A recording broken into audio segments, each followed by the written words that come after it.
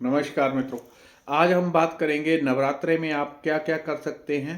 कम से कम आप क्या करें, वो दो चीज़ें आपको बता दूंगा जो नवरात्रे में हर व्यक्ति के लिए या हर घर के लिए, घर में कोई भी कर ले तो काम चल जाता है।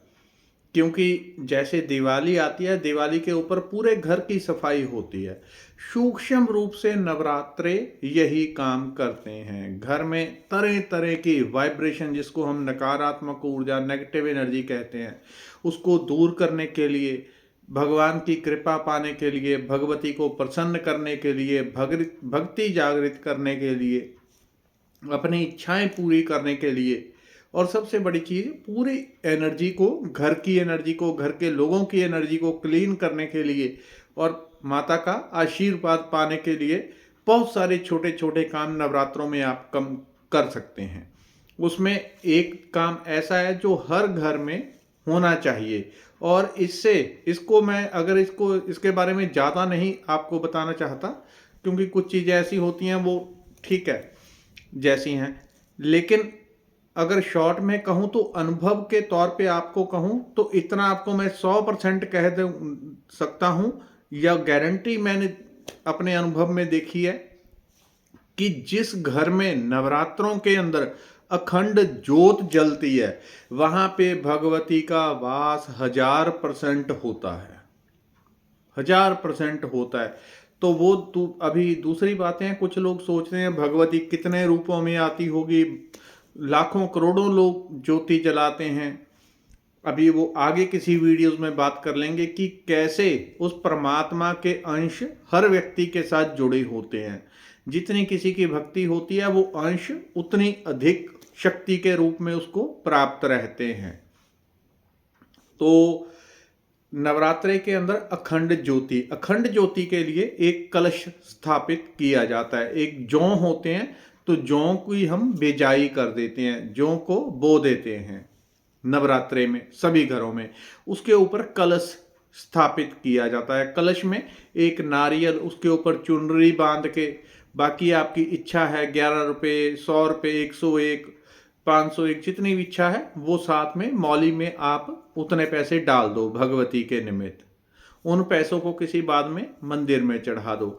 एक चुनरी, और हर रोज उस जो कलश की स्थापना करनी है, जब कलश की स्थापना करनी है तो कलश की पूजा की जाती है, भगवती का आवाहन करके कि हे भगवती और भगवती की पवित्र शक्तियों, आप आओ, इस कलश में आप निवास करो। जितनी भी माता की शक्तियां होती हैं वो सब उस कलश में होती हैं। और ऐसे बहुत लोगों के अनुभव मैंने देखे हैं कि जब वो कलश स्थापित करते हैं, कलश के टाइम जिनकी अंदर भक्ति होती है, सभी के साथ नहीं होता, लेकिन जिनकी भक्ति होती है, ध्यान भजन जिनका गहरा है, या रेगुलर भगवती की करते हैं, और जब अखंड ज्योत जलाते हैं तो उस टाइम पे कोई ना कोई ऐसे संकेत मिलते हैं जिससे पता चलता है कि भगवती उनके घर में आ गई है। बिल्कुल क्लियर। जहाँ पे वो जिस मंदिर में जाते हैं, चाहे वो 1000 किलोमीटर दूर क्यों ना हो, जिस भगवती के किसी भी रूप की जलाते हैं, कोई ज्वाला देवी, चिंतपूर्णी, कालका माता, किसी भी नाम की, उस मंदिर में जो खुशबू, वहाँ पे हर स्थान की अलग अलग खुशबू होती है, उस मंदिर की एकदम से घर में उस स्थान पे खुशबू प्रकट हो जाएगी। इस प्रकार के बहुत सारे साइंस होते हैं। और बहुत बार जो ज्योति जलती है, उसमें भी बहुत सारे साइन प्रकट होते हैं। जैसे कभी बहुत भगवती प्रसन्न हो जाती है तो ओम की साफ साफ आकृति, जैसे किसी ने पेन से बनाया हो, ऐसा ओम की आकृति आ जाएगी, फूलों की। वो तो नॉर्मल चीज़ है। तो इस प्रकार से वो चीज़ें आ जाती हैं।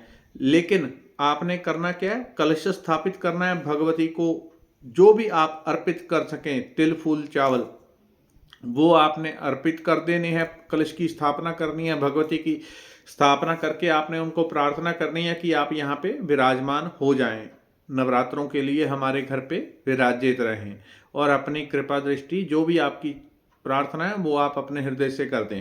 प्रार्थनाएं दूसरे के बताने से जो की जाती हैं वो ऊपर ऊपर रह जाती हैं, गले के ऊपर, और जो असली प्रार्थना होती है वो हृदय से आती है, चाहे टूटी फूटी क्यों ना हो। चाहे उसमें कुछ भी ना हो, जो हृदय से निकलेगा वो असली प्रार्थना होती है। तो हृदय से आप प्रार्थना करके अखंड ज्योति जलानी है। अखंड ज्योति में कुछ चीज़ें आपने 2-3 चीज़ें ध्यान रखनी है। अखंड ज्योति यानी कि 1000% आप मान लो कि भगवती आपके घर में विराजमान है।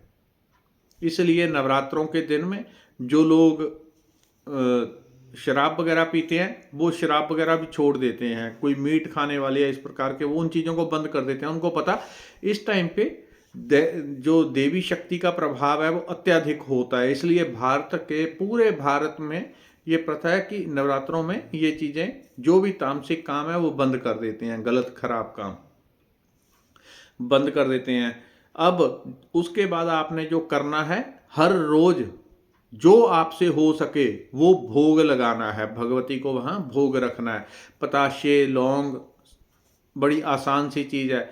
10 रुपये के पताशे लेके रख लें, बेशक 2 पताशे और 1 लौंग का ही लगा दें। लड्डू, बर्फी, वैसे हर दिन अलग अलग भोग लगता है। इस बार 9 नवरात्रे की जगह 8 हो रहे हैं, 1 नवरात्रा कम हो गया।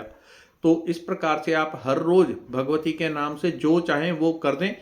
लेकिन उसके साथ में शाम को जब अखंड ज्योत जलती है उसकी आरती जरूर करनी है, और वहाँ पे बैठना जरूर है। चाहे 20 मिनट, आधा घंटा बैठ के पाठ पूजा करके आपने वहीं पे दुर्गा सप्तशती का पाठ, मंत्रों का पाठ, जो आपसे हो सके आधा घंटा, 1 घंटा वहाँ पे रेगुलर आप बैठना है। वो ऐसे है कि आपके घर में कोई गेस्ट आया और आप उसके पास बैठने की जगह अपने घर के कामों में लगे रहो, तो गेस्ट कैसा आपका फील करेगा। वैसा ही परमात्मा के साथ भी रिश्ता होता है।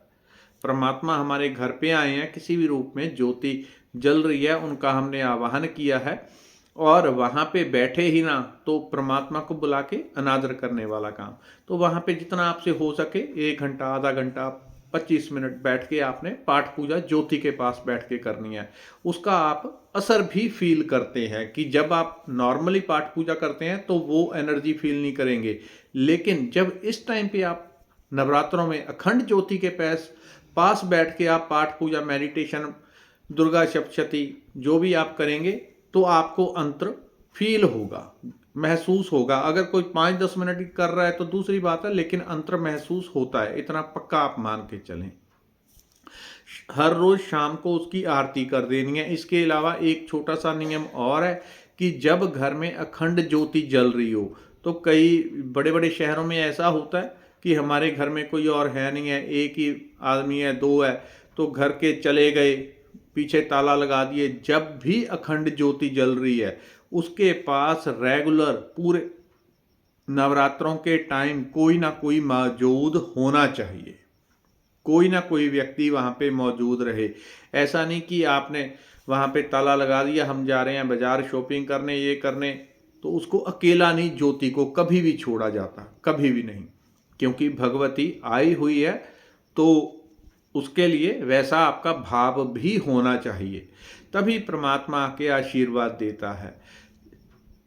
किस भगवती के अनंत रूप हैं, माता पार्वती के अनंत रूप हैं, अम्बे अम्बालिके के। तो जिस भी रूप से आपका प्रेम हो उसी के निमित्त आप अखंड ज्योत जला दें। ये कम से कम करने योग्य काम है जो कि हर व्यक्ति को करने चाहिए। धन्यवाद, नमस्कार।